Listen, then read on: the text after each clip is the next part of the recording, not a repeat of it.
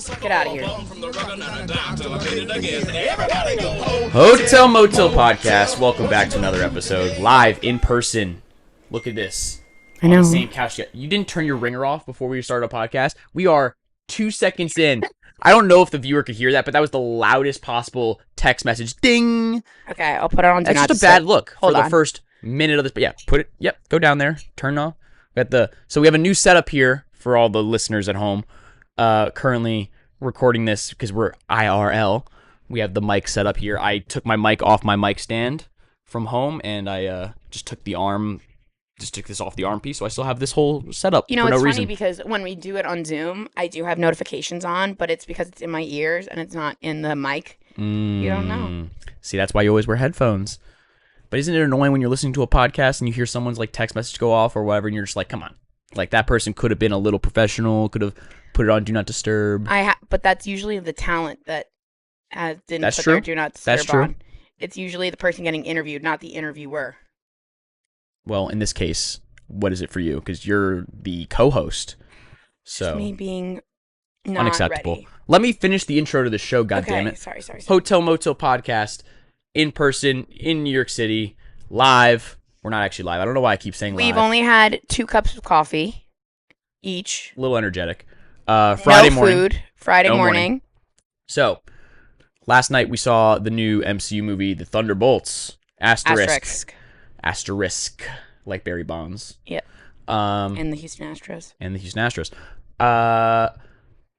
So before we're going to review the movie, we're going to talk about it. We're probably going to get into spoiler territory in a little bit, I would say. So let's give our general thoughts first in case you haven't seen the movie. And then we'll have a big we're about to do spoilers in case you want to turn off, whatever.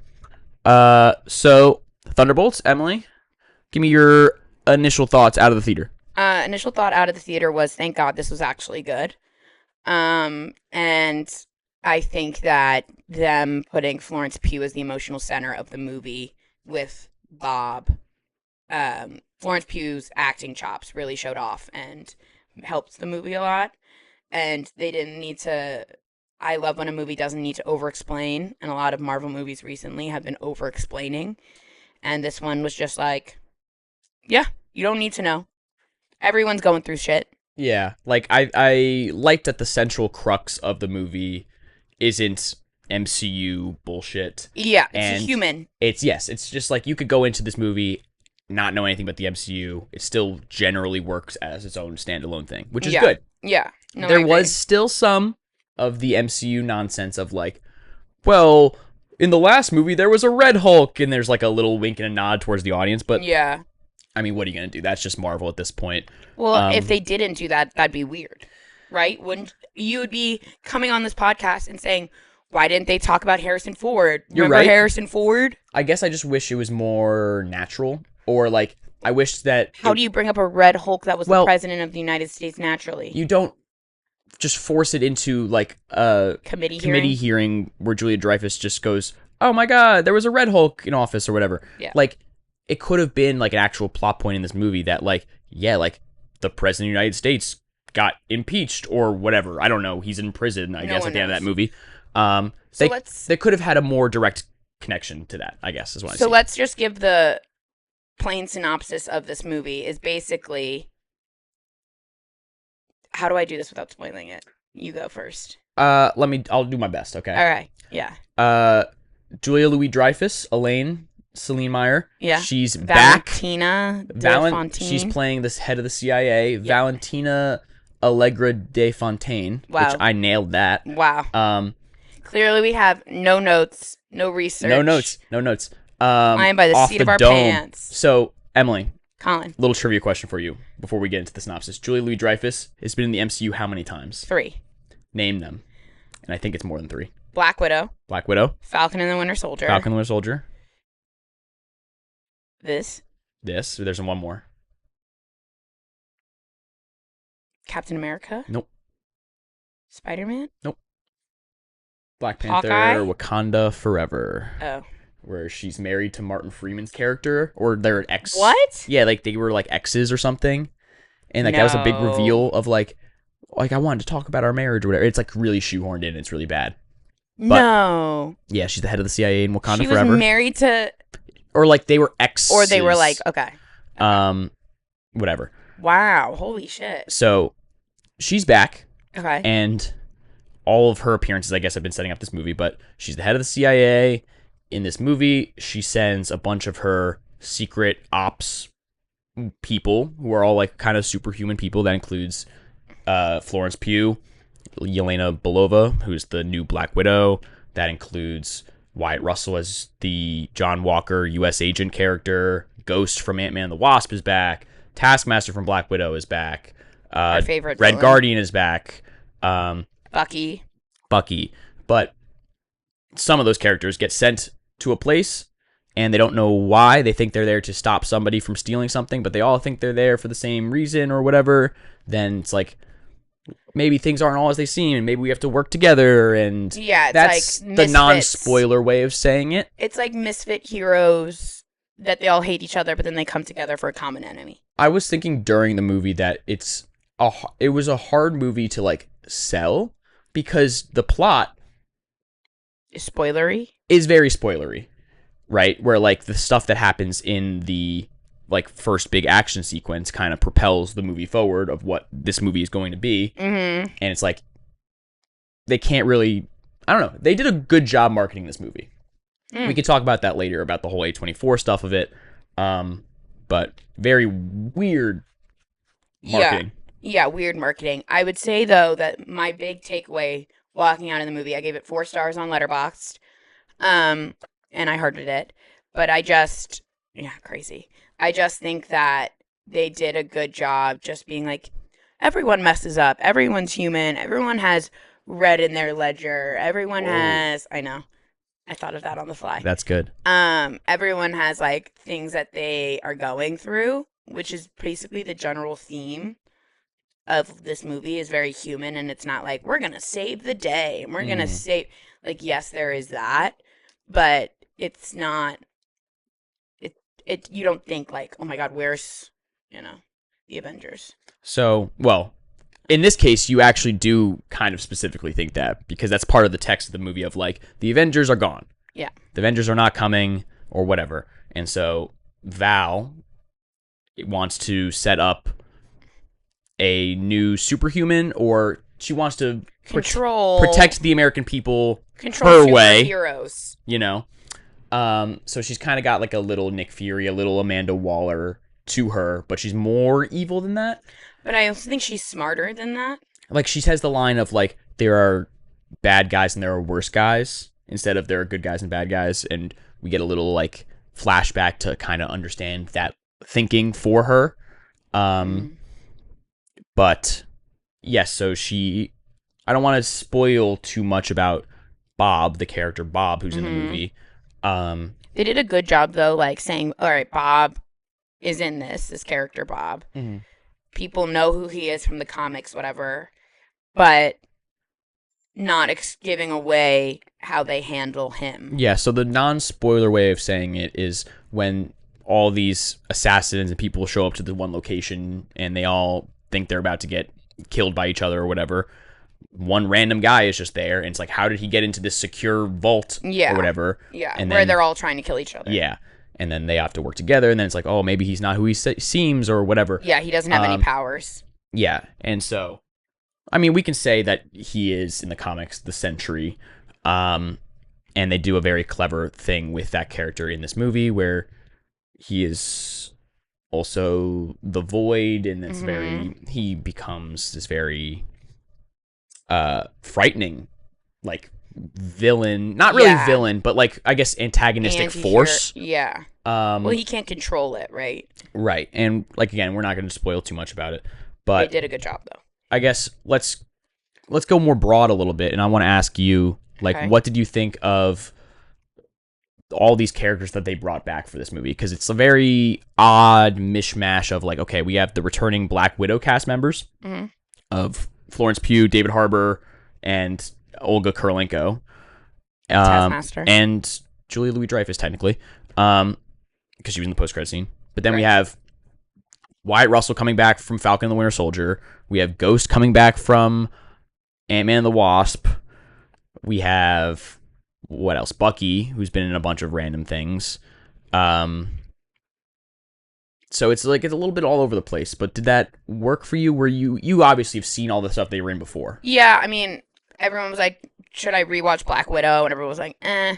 I did, but it was worth this. Yeah, it's a bad I think. movie. I mean, I love Sebastian Stan as an actor. I love Bucky, so I was like happy to see him in this. It felt a little weird that he was in it, but A congressman. I think, yeah, I think because he's been in almost every single since Phase 1 of the MCU. He's been ever present. A mainstay, more or less. Yeah, he's been ever present. So I felt like that was good for him to be there. And I liked that, and I like that they could show off his comedy more because I feel like some of the last ones they haven't. And what I do have to say, these characters worked for me because there wasn't that much exposition the exposition worked in the movie, I would say. It's not like, don't you remember Ghost from when you battled in San Francisco against Ant-Man or whatever? Yeah. It's like very quippy. And it's like off the thing where she's like, I grew up in a lab or like whatever. Like, which you don't I need to liked know. that a lot. So I don't think it matters per se if you like know the person or you don't. But they worked for me, the characters. We should mention also written and directed by Jake Schreier. He co-wrote. I forget who the other writers were. But he did Beef. Right. Which was very acclaimed on Netflix. Stephen Yeun was supposed to be in this movie, of course, and then he dropped out. He was supposed to be the Bob character. But I think a lot of this movie you can credit to him. Of like, there's a lot of cool stylistic choices and it just feels more cohesive of a movie than most MCU movies. Yeah. Where there's usually a lot of baggage. There's usually a lot of homework. And while it might on the surface feel like that because, there's a character from Ant-Man and the Wasp coming back. There's a character from the Falcon and the Winter Soldier show that you didn't watch coming back. Like... Or you watched 5 years ago. Or whatever, yeah.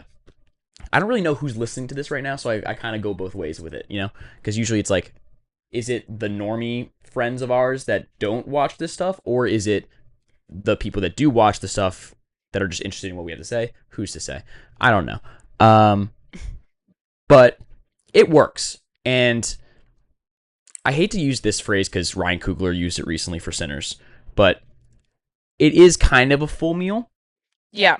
Where, like, it's not comparable to Sinners, really, because it's still MCU and whatever, but it is just a good contained story that isn't necessarily sequel bait. I mean, we get there in the end, but, I think you said, you expect it in a post-credit scene, really. Yeah. But, I think that what you said at the end where you were like, it was very insular, right? It was like, these characters have to go on a journey, and they go through things, and then they come out and they realize, oh, XYZ, they're better for this, or there's a conclusion, and then, of course, Marvel has to, like, drag it out a little bit, but it felt very happening in 2 days, very small of a kind of thing. Right. There's no real journey. I mean, there is a journey, but it's not like, oh, and we're going to jump around from Washington, D.C. to New York to whatever. It made sense where they were. It was just these characters are on this path, and this is what they have to do. Yeah.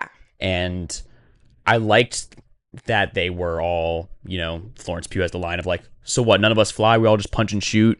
And I think that aspect originally, when the movie was announced, I was like, this is dumb. Like, why are they all just assassins or whatever? Mm-hmm. They're nothing like the comic book Thunderbolts, which is like something that like I could complain about more, but also I don't really care that much about. Well, here was my question so the joke is the Thunderbolts, right? Like, that's part of the joke.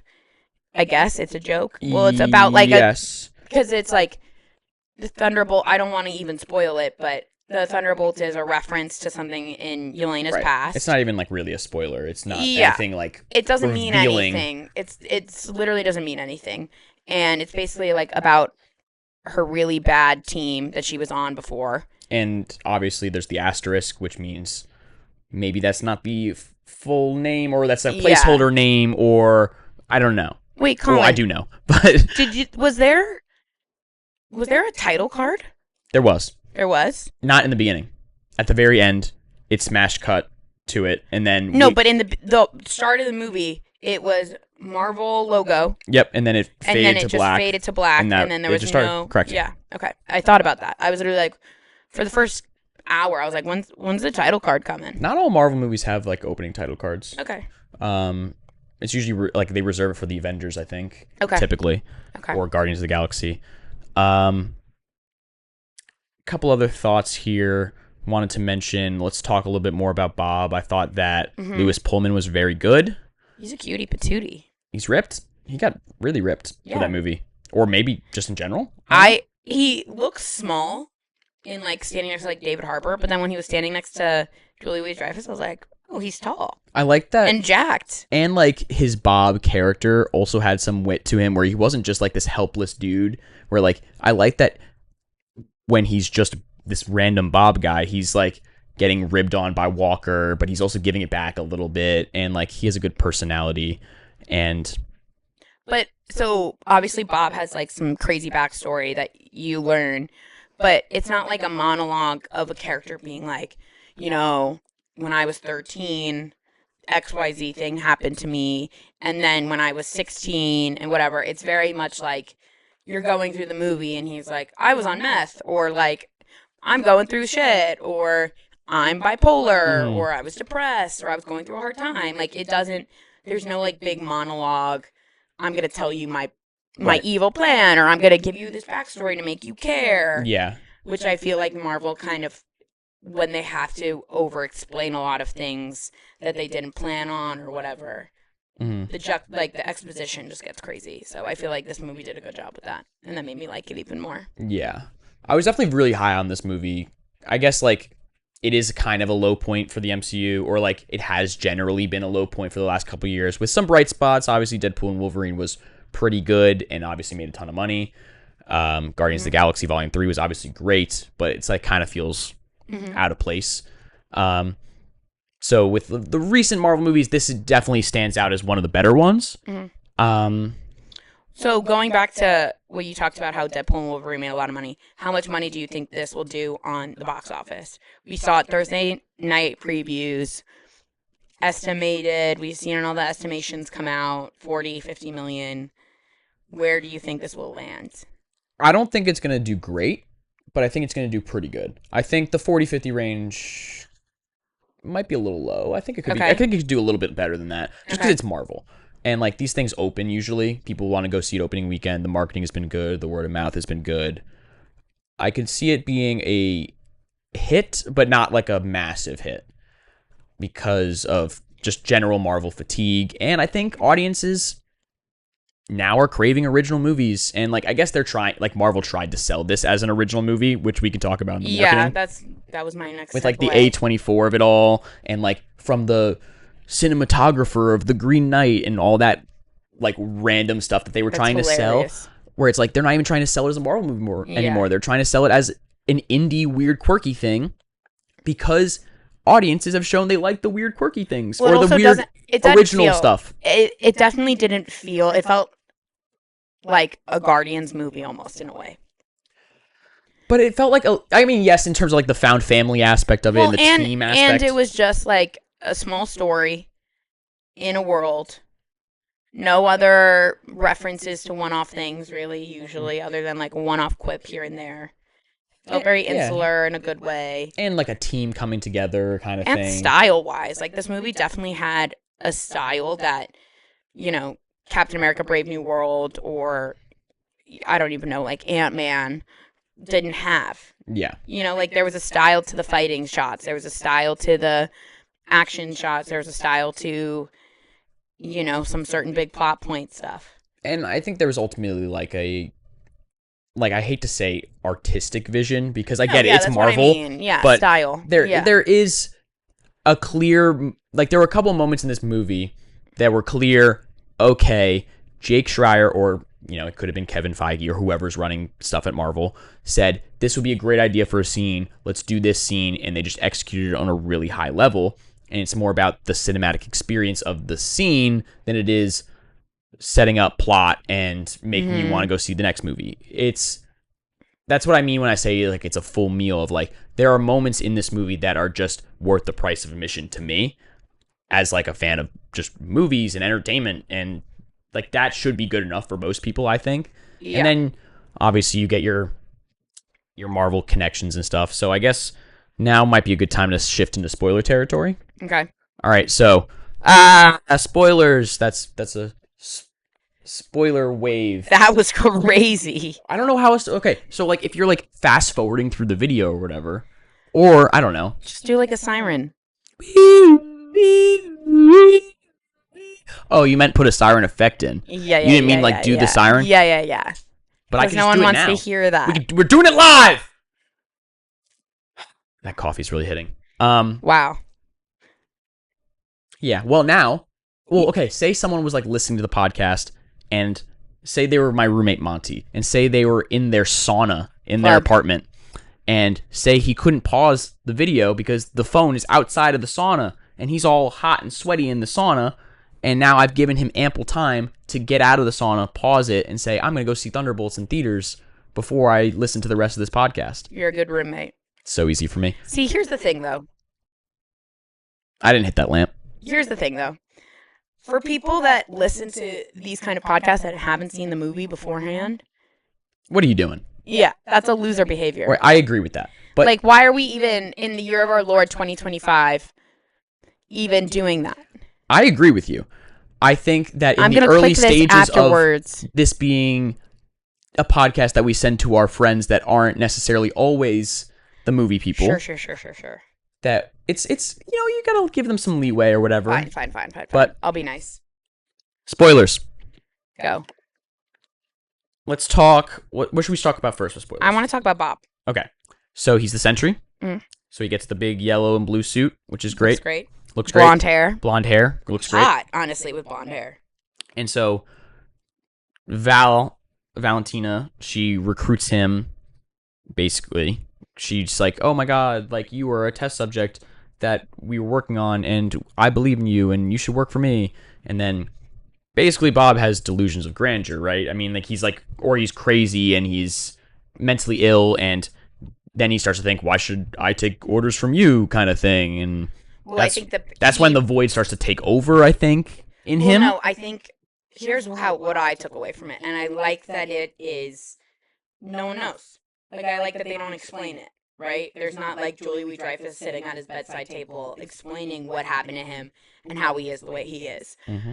I think it was very explained early in the movie, and that's what Yelena and Bob bonded over. That it was very crux is like, what do you do when you have bad thoughts, or you remember the bad things you did? And she's like, you push it down, like you push it way down, kind of thing. Mm-hmm. Which is my personal favorite way of coping with things. I call it my weighted blanket. But I just think that was really smart, and then that shows when he has the powers, he has this dark side, like it's the dark side that he pushes down, but because his powers elevated the high, it also elevates the bad, Mm-hmm. you know? And I think that once he realizes how powerful he is, yeah, I guess grandeur is a good way of saying it, but it's like he realizes how powerful he is, so he gets more powerful when has these powers of good, Right. and then so that makes the void even more powerful. And it's obviously very metaphorical with the themes of the movie of, right. you know, your dark side and, like you said, like pushing it down, but like you can't push it down and you have everyone has it, kind of right. So I really liked Bob. I thought Lewis Pullman was really great. I thought the action scene, like the sequence in the third act of him disappearing people or whatever, was great. Oh, it looks so good. The one sequence in particular I was talking about earlier is when the Thunderbolts are all assembled and they're about to fight the Sentry in the Avengers Tower, and it's all one long shot of just Sentry without Kicking any ass. effort, just dismantling all of the Thunderbolts one at a time. Yeah. And it just looks so cool. Yeah. And it was such a clear, like, okay, we have a vision for this character. Here's what we're going to do. It's going to be a really cool scene for him to establish his power, because, I mean, they establish him as, like, more powerful than all the Avengers rolled into one, which is crazy. And I mean, I said in the car ride home, this was the only thing we really talked about. It was like, it was very evident that some of the shots of showing when he's Sentry are very Superman-esque. They're very reminiscent of that style. Totally. Yeah. With the big On S and everything, purpose. of course. Yeah. Or him just in the sky as like the dot. Yeah. I mean, Sentry, the character, is definitely a Superman kind of figure. Other spoilers would be that, of course, they become the new Avengers. So the asterisk at the title is that Val then introduces them at the end of the movie in a little sneaky move of introducing them to the press before they can arrest her. Smart. She was smart. Like, I was like, that's actually sick, because what is she doing just standing there? Right. And not running. And so she then introduces that team as the new Avengers to the press as like a way to save her ass, basically. Mm-hmm. Florence Pugh says, "We own you," whatever, which is interesting. So it's, I don't know if she'll be back, Julia Louis-Dreyfus. I could see her coming back as like if they make a Thunderbolts 2, but I don't think she's going to be an Avengers Doomsday kind of thing. It might be her like voice on a phone call. Maybe. I could see that. That's how they get around it. We'll see, I guess. But yes, so they are the new Avengers now. So it's the Thunderbolts, which is the soccer team, which is like, all right, whatever. So the Thunderbolts is cute. Yelena's soccer team, and he keeps making references to it, but the soccer team was so bad that like a girl literally poops in the middle of the field. So it's a joke on, we're actually terrible, why are we even a team kind of thing. I guess like the Marvel fan in me is just like, okay, the Thunderbolts characters in the comic books are based off of Thunderbolt Ross, who is the Red Hulk, and it's just like, yeah, but they wrote themselves but that just happened in the other movie, right. And it's confusing to the comic book fan. And like, I get that it's not necessarily confusing to general audiences because they're just straight up not making that connection, but it's just weird. Well, I think it helped that Harrison Ford was recast as General Ross. I think so too. If it was the same guy and he had more of a presence in the MCU phase 3, what phase are we on? 4, 5, 6? I'm pretty sure we're in phase 6. Whatever we're on. If he had more I've lost of an track. omnipresent phase. Oh my god, I'm saying omnipresent a lot. If he was around more, it would be more confusing. Yeah. If he was more powerful, like you say he is in the comics. Yeah. It would be more confusing. So it was just interesting, I guess, more so. But now we have 2 different Avengers teams, apparently, because the post-credits reveal Sam Wilson is, like, fighting them legally for the Avengers. Lawsuits. Or whatever, which is, like, funny. Oh, also, that scene was directed by the Russo brothers. Yes, I heard that. He was on set. The director was on set. It's either that scene is going to be straight up from Avengers Doomsday, which the Russo brothers have done before. No, but Sebastian said he hasn't gotten a script in some of the press interviews. Okay, so I haven't looked at a script. I think it's not actually a scene from Doomsday, and it's just like a post-credit scene. Okay. But the Russo brothers have done that before, where they just like put a post-credit scene that's like just straight up a scene from their next movie. So it could be. And then obviously, Fantastic Four show up at the end. Not they just see their ship or whatever. I liked it. You did it. You thought it was gimmicky. I don't know. I thought it was fine, but it's just like. That's what old Marvel used to be. It didn't used to be like, we're going to show this one shot of this one thing, and some people will get it, and some people will be like, what the fuck is that?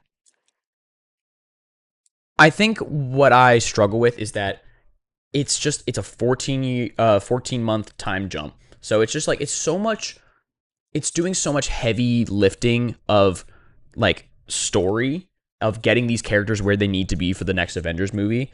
And it kind of just like feels forced because it's just like, I don't think it does that much heavy lifting, other than they just didn't knowing earn that. I feel like they didn't earn the new Avengers title, or they didn't earn that the Fantastic Four showed up on their radar.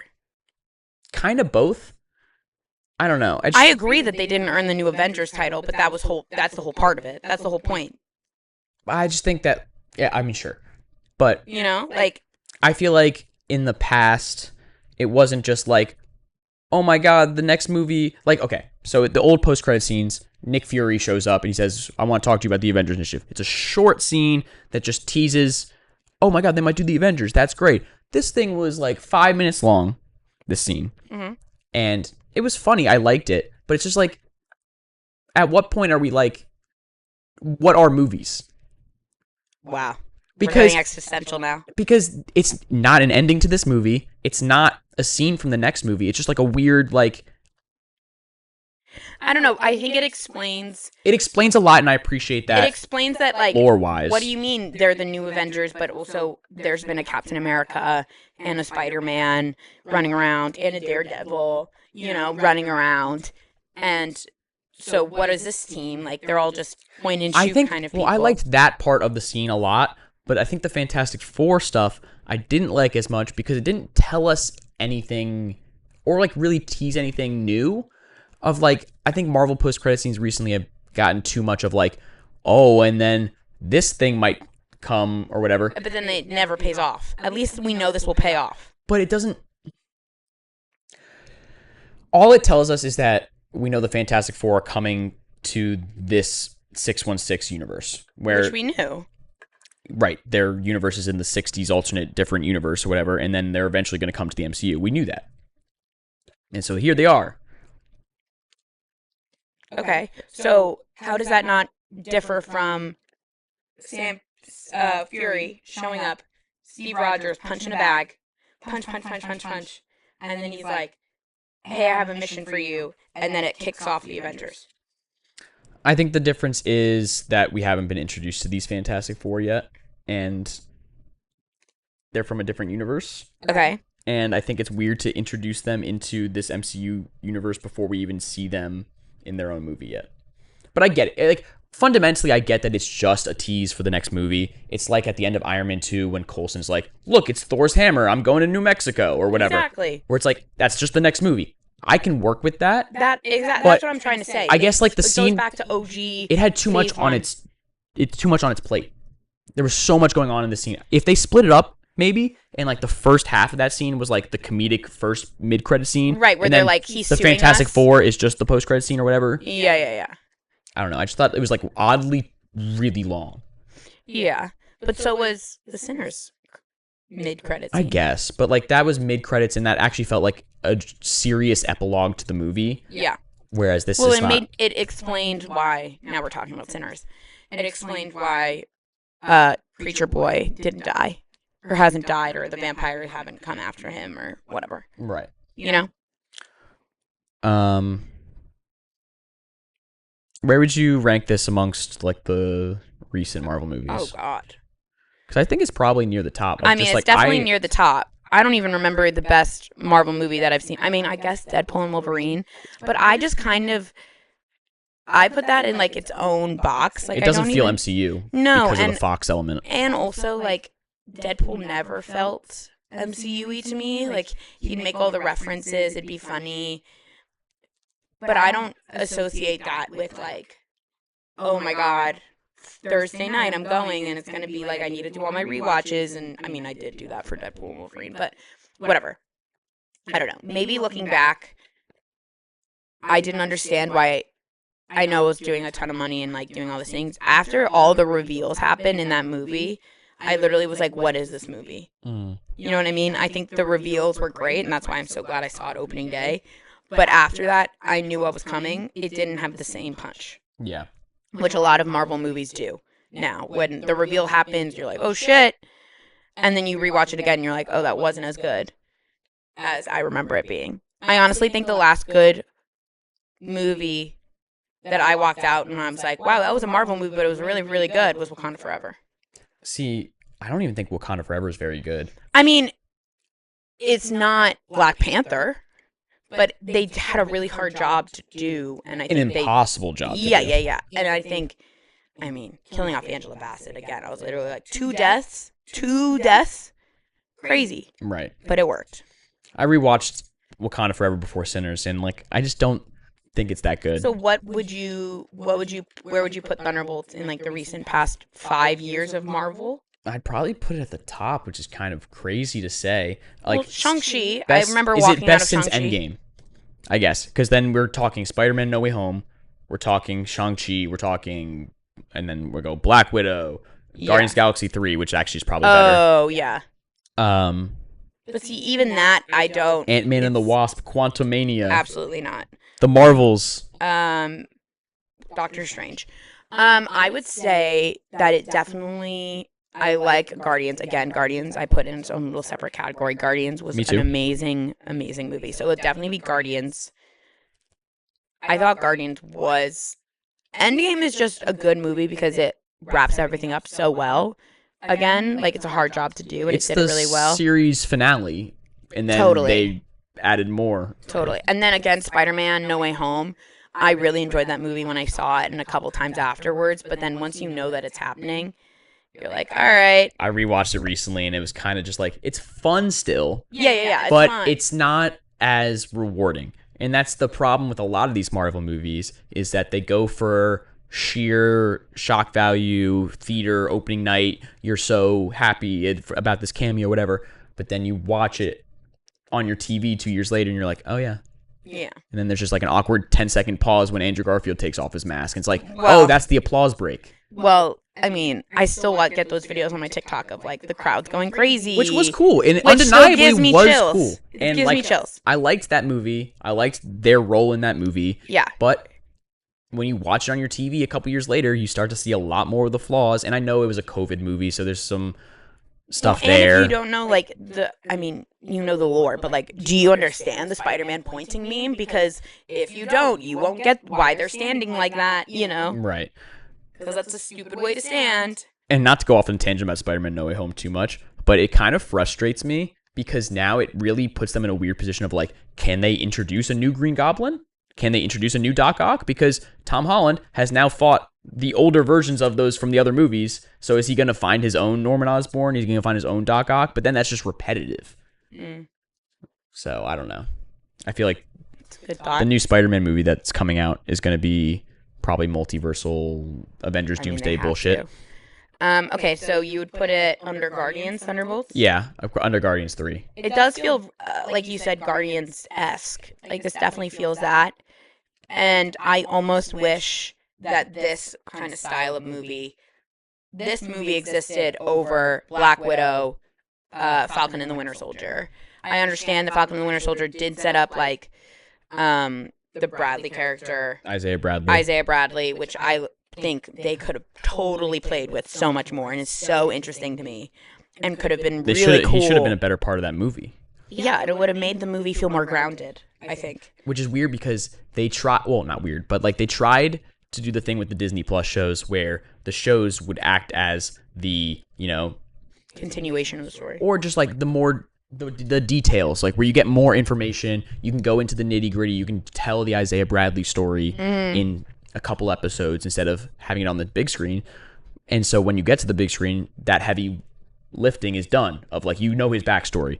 But because they waited so long to make that movie and because everyone forgot about it, they had to re-explain it again in the movie. But I also feel like they botched his backstory. Yeah, it's just like... And they botched his like current day, the weight of him being who he was and Sam's realization and almost like the legacy of Captain America. I don't know. Now we're getting too deep. But I do think that I would have taken this kind of style of movie. I mean, what makes Bucky, when Bucky is shining, is when he has the banter with Sam. And when he's doing the Terminator 2, the gun. Sick. And I let out a little like... But like, those are like... That's what I'm talking about of like full meal stuff where like those are movie moments. Yeah. Where like this movie has movie moments. Yeah. Where MCU movies don't always have those anymore. Now it's like they're like kind of their own thing of like MCU moments of like clap and cheer and point and recognize the thing, whatever. But now it's like, okay, this isn't just like I recognize something, I'm gonna clap and cheer. It's that was fucking cool. I'm glad that I paid for a ticket to see this movie. Like the whole Bucky sequence on the bike was sick. The whole Sentry fight scene was sick. A bunch of the fights were sick. The shots of even them fighting each other at the beginning, and of Yelena in the beginning when she's doing like the kind of reminiscent to the Iron Man 2 Black Widow scene of the hallway where it's just like a shot up top or whatever. And it's like that looks great, and it's all with her narration over it. Yeah, it was just a very well put together movie that I'm just glad Marvel is kind of pivoting to or whatever. Like we talked about the marketing a little bit earlier, but it is just so odd that Marvel, who is the franchise behind the biggest movie of all time, is now in a position where they're not marketing their movies as Marvel movies. They're almost trying to hide the fact that they're Marvel movies because people don't like Marvel or are fatigued. I think this had an interesting thing because it's not a recognizable brand, right? Like Fantastic Four, that's a Marvel movie. That's a brand. People are aware of that, right? Like they can't get away with whatever. But this, it's like, who the fuck are these people? Why do I care? Sebastian Stan got nominated for an Oscar. Should I care because of that? Like, I know David Harbour from Stranger Things. Like, why should I care? So then they kind of made it like a ragtag kind of It's kind of group. running the Guardians playbook of like, Yeah. these group of losers are gonna get together to But it's fight. gonna be cool. But like, they're gonna be a bunch of losers, but actually when they work together, they're pretty good. But it's gonna be cool and deep and, you know. I did think that this movie has more depth, more nuance than most Marvel movies when it comes to characterization, when it comes to trauma. I mean, I think that trauma is a theme in Marvel very often, and I think that this movie in particular gave every character some sort of trauma or something that they're depressed about, or life is not going their way, and so there's a good through line, a connectivity there with all the characters, even though they're all from different movies, different franchises, whatever. That it was pretty seamless to me. That like right as they started working as a team, I was like, this works. Like you said with Ghost earlier, they have a yada yada line of like, well, I was experimenting on a lab when I was a kid or whatever, and so my life was pretty painful. And it's like, yeah, like that's a good way to explain the character and why she gets without along it being with, so, oh my god, you haven't seen Ant-Man and the Wasp Ant-Man and the Wasp where they explain her backstory and everything, bubbity bubbity ba. Same thing with John Walker, where it's just like, he's just an asshole. He's an asshole, fake Captain America. That's all you need to know. Yeah, he's a ripoff. Yeah, he's supposed to be like the dick. Yeah. I did think that the marketing was interesting in a way. It kind of wasn't Marvel in your face. Like usually, and I'm thinking about now like the press side of it. Usually those Marvel like interviews are super viral. They're on every single late night show. They're on every single TV. And it felt stripped back almost in a way. The press for this movie, or the press push, the press campaign, at least from what I was seeing, it wasn't as everywhere, but it was there. People knew about it, and I think that actually helped because it wasn't overhyped. It was almost overhyped, where everyone was like, when the reviews came out on Tuesday, everyone was like, this is going to be, this is actually a good Marvel movie, and they needed that. Right. They dropped the embargo a little early to get the good word of mouth. Right. But it wasn't like the whole cast on Jimmy Kimmel, which they were. Oh, they were? Yeah, I was like waiting to jump in and be like, Damn. It's funny, I did just see them on Jimmy Kimmel, the whole cast. Okay, remove everything I just said. But no, you're right. Like, it isn't the big Marvel push that we're used to of like, this is the new Marvel movie. And it was more of a push of, this is this new movie called Thunderbolts. And it's funny and good. And they rested on how good the movie is, which is new for Marvel. It's more confident, where, especially recently, Marvel hasn't been confident because their stuff hasn't been good. But like, when Marvel is confident, we've seen them rip out Captain America Civil War, Infinity War, all these like movies that are just like effortlessly good, like popcorn entertainment, that are just like year after year after year sequels to each other, just like they were in their absolute bag. When like, can you think back to like the peak of Marvel when it's like 2011 we had Captain America the First Avenger, 2012 The Avengers, 2013 Iron Man 3 and Thor 2, 2014 Captain America 2 and Guardians of the Galaxy, 2015 Avengers Age of Ultron and Ant-Man, 2016 Captain America Civil War and the first Doctor Strange. Like, they were doing a crossover movie and a new like solo movie, or like a sequel solo movie and a crossover movie, or like they had a good rhythm to it, and then it became too spread out and too all over the place and disorganized. Yeah. And I think that this is more of a, I guess, return to form. I mean, enthusiasm for Marvel isn't probably going to be as high as it was. It just can't. Yeah. But I think this is a good push in the right direction towards, like, if Fantastic Four is good, this is a really good, like, okay, this was the good one, and then, oh shit, Fantastic Four is, like, really good. Like, that'll be a good, like, Marvel's back. Yeah. If Fantastic Four is good, Marvel's back. Yeah.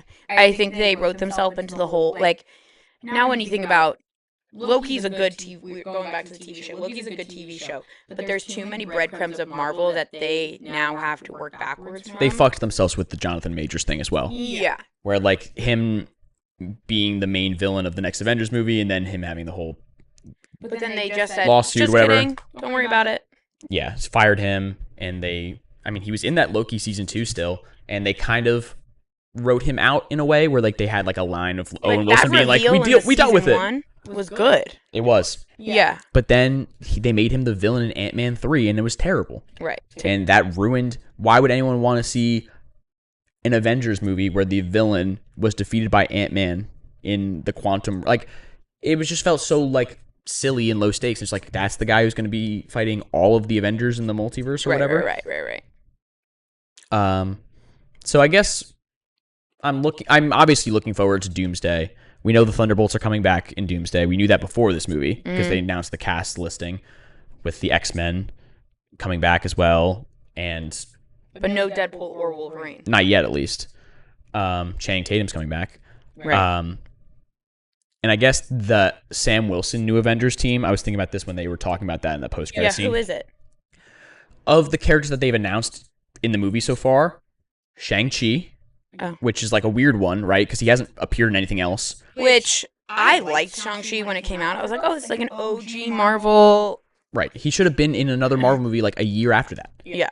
Like, that's what I'm saying. But where, then like, he was in, you never watched the show The Other Guys, where he dates, did you ever watch that show? Oh my god, it's so funny. It's like a... I've seen the movie The Other Guys with Mark Wahlberg and No, this is like a comedy TV show about like the industry where their brother gets famous, basically very Justin Bieber-esque, like YouTube. I have seen that show. That show is called something else, though, I think. Oh. Well... The Other Guys is the Will Ferrell movie. I know that... It's called The Other Something. Should I look it up? Sure, the other guy, the other brother. I know what you mean. It's that show where his younger brother's like Justin Bieber or whatever, and he blows up and he's super viral. It's a brother and sister. Maybe it is The Other Guy. TV show. The Other something. This is good podcasting. Totally. But anyway, he shows up and he basically is like, I have to stay jacked because I'm in Marvel movies. And then he dates their mom. That's funny. But yes, so he's finally coming back. So I guess he's going to be on the new Avengers team.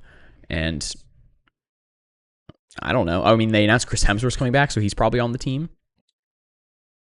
But who knows? Thor? Yeah. Oh, yeah, Thor's still there. But I like when they were like, you just called me more powerful than the Avengers. And there's a god there. Yeah, they have a god. Which everyone was like, oh, snap! Yeah, that's pretty good. The crowd really liked the movie. Which, like, I don't know how much to buy into because it's a Thursday night opening fan screening on the most famous or, like... Yeah. The place to go for fan screenings. Yeah. It's bothering me that I don't know this TV show. Oh, whatever. I was wrong. What's it called? I didn't look. I couldn't find it. We'll look it up later. Awkward. I'm getting mad that I was very wrong. This is what happens when Emily only has one cup of coffee. Bryce Dallas Harper. Totally. All right. Any other final Thunderbolts thoughts? Nope. I liked it. I thought it was fun. I think movies are back, and I think this is going to help. Is Sinners going to help this movie? Is movie theaters generally being back going to help this movie? Or is this movie going to help movie theaters get back? So what I think is interesting is that right before this movie, literally, they announced yesterday that Sinners is going to be coming back to IMAX. Right. That week, right? The week after, basically 2 weeks after. Because Sinners is out of IMAX now because of Thunderbolts. Yeah. It's completely sold out. That whole week. Sold out. 11 a.m., 1 p.m. on a week, like it's a weekday. So I actually think maybe it will. Yeah. Movies are so back. It will because people are like, what do I do to like pass this time? I guess I'll see another movie on the biggest screen possible because I'm learning that seeing a movie in different screens actually matter. Look at you. You're in your film era. Mm-hmm. Pretentious ass. Hey, I own it, okay?